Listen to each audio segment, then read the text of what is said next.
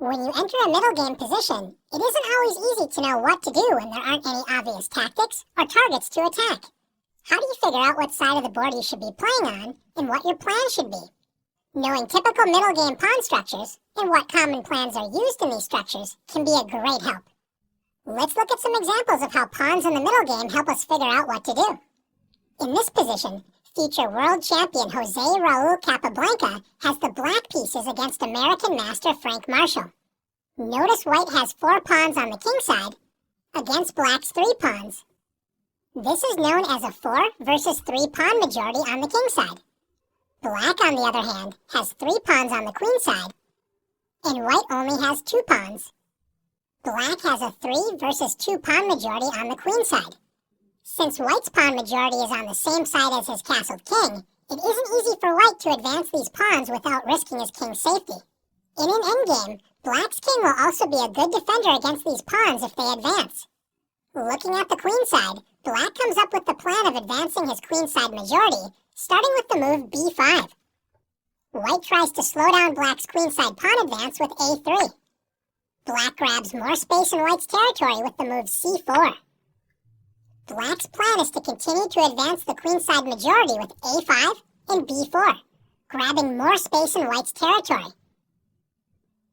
One long-term plan for black is to use the queenside pawn majority to create a pass pawn, which was the winning plan in the game. Let's see how he did it. 𝗵𝗵𝗀𝗀𝗀 has made a lot of progress with his queenside majority, but he still needs to create a pass pawn. Black is now threatening rook c2, since white cannot capture the rook, when black would recapture with the b3 pawn and promote it into a queen on the next turn.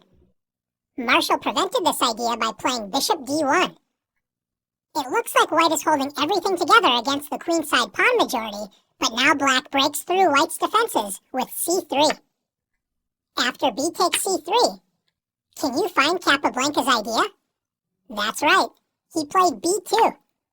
Black was able to force a pass pawn by advancing his pawn majority, and white's rook cannot both capture the pass pawn and protect the bishop on d1. After rook takes b2 and rook takes d1, 𝗵𝗵𝗀𝗀𝗀's great pawn play resulted in being up a bishop for 2 pawns, an advantage the great master had no trouble converting into victory. Let's take a look at another example of using pawns in the middle game to gain the upper hand against your opponent. You don't always need a majority of pawns to attack. In this typical queen's gambit decline position, white has 3 pawns on the queen side against black's 4 pawns.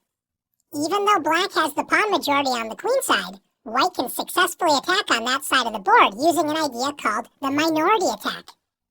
After b4, white's idea is to attack the c6 pawn and create a weakness. If black tries to block the minority attack with b5, notice black's pawn on c6 is now unprotected and will be a long-term target along the c-file. If black tries to protect the b5 square with a6, after a4, knight f8, and b5, the minority attack crashes through. After a takes b5, and a takes b5, if black captures the b-pawn with c takes b5, black now has a weak, isolated d-pawn, and after bishop takes b5, bishop d7, black loses the d-pawn after the simple bishop takes f6, with knight takes d5 to follow. If black advances the c-pawn with c5, white plays d takes c5, capturing a pawn and isolating black's d-pawn. If black tries to regain the pawn with bishop takes c5, black's position crumbles after bishop takes f6. The queen cannot capture the bishop without losing the d5 pawn, and after g takes f6, black's kingside structure is ruined, and white will begin to put pressure on the weak d5 pawn with moves such as rook f to d1. Finally, if black doesn't move the c-pawn and makes a developing move such as knight g6, white's minority attack succeeds in creating a weakness after b takes c6 and b takes c6. Black has a weak pawn on c6 that will be put under heavy pressure on the c-file and will be a long-term weakness for black to defend. Let's take a look at one more example together.